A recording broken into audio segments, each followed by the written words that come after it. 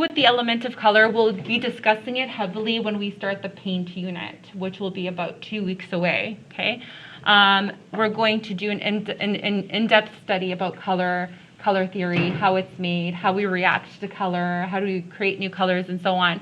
But for the sake of understanding that color is just one of those visual elements that we can break things down into for now, we need to know at least this definition of color. And that's that color is perceived by the way that light comes off of surfaces. Okay, we had a brief discussion about that. We'll discuss that more when we study the paint unit again. So a scientist, Sir Isaac Newton, in the 1800s, he spent a lot of time shining light onto different objects that reflected the light, trying to break down the colors that naturally occur in light. And he found that there was 3 primary colors that light would split into, and those colors wouldn't split further, right? So we know we have primary colors, and they are red, yellow, and blue, okay? And they can also mix to create secondary colors. Okay, so what happens if we mix red and yellow together? We did some basic color mixing in elementary school at this point. I believe in kindergarten we mixed colors like this. What would we get if we mixed red paint and yellow paint? Take a wild guess, yes. Orange, good, okay. So we can mix these basic colors and we can make new colors like yellow and blue would create green, perfect, okay. So again, in our painting unit, we'll talk way more about all of the colors we could create using other colors, or at least review them if we already know them, okay. But for now, we know that basically color has hue, it has a name, okay. So here, red, orange, yellow, blue, green, these are examples of hues, color names. Okay, so at this point, what do we know about color? We know that color has hue, color has a name, okay? Color has intensity, okay? It could be strong or it could be weakened, like it could be pure or it could be changed. And color also has value. So somewhere on here, you can show me that color has a name. So you could do something like this or something else that you come up with. You can also show me that color has value. You could do it with your pencil, okay? So I could, and we're going to be doing a lot of this today. You can press hard to show me that you can have a dark gray, or you can press a little lighter to show me that you have a medium gray, or you can press even lighter and lighter, okay? To show me that you could get a range of value.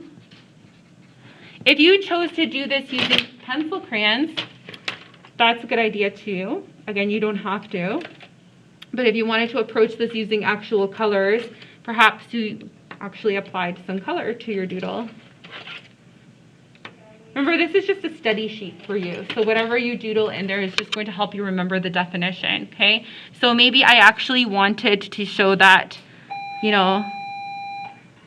Please excuse this interruption. At this time, we ask that all classroom teachers take a few minutes to complete attendance for instructional block number 1. Thanks kindly. Okay, so I can actually use the pencil crayons to make a little bit of a note for myself. Maybe you drew a little picture of flowers or a sun or something that came to mind. You doodled the picture and you colored it in to remind yourself that different colors vary in hue. Okay, you could do that too. You can use a pencil crayon to show value instead of a pencil. So maybe I wanted to use my red. So maybe in some areas I pressed really dark and then I tried to achieve different values of red. Okay, and then in terms of color has different intensity, okay? Meaning that you can have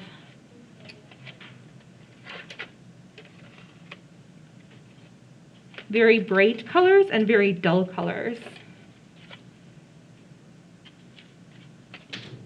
I'm trying to find a dull, okay? So if you bought a pencil crayon kit, which I suggest you do, get your own pencil crayon kit, I would shoot for a 40-50 pack, 40 or 50 pack, because when you get the 40-50 pack, you have a ton of different hues to work with, for when we color our project for our drawing unit, okay?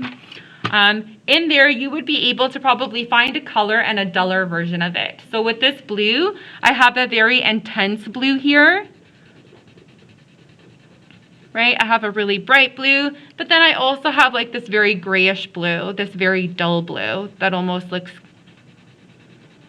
right, like a gray cloud blue, okay? So the idea that something can be bright or dull, that something has value in terms of going lighter to darker, and the idea that we have a bunch of different colors in our world and they all have different names. Okay, so these are the things that we know about the definition of color at this point. Whether you drew a picture in here or just doodled a quick visual note for yourself like this, I'm okay with either. Just make sure that whatever you doodle in here helps you remember this definition, okay?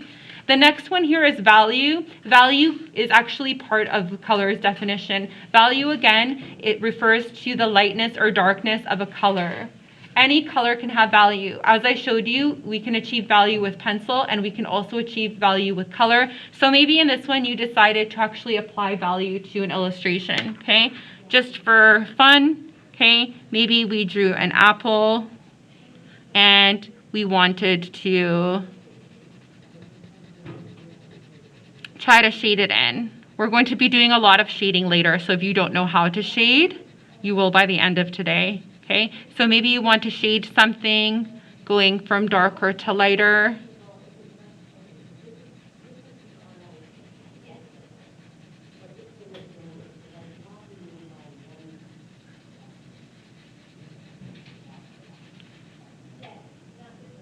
Okay, so in my little doodle of an apple here,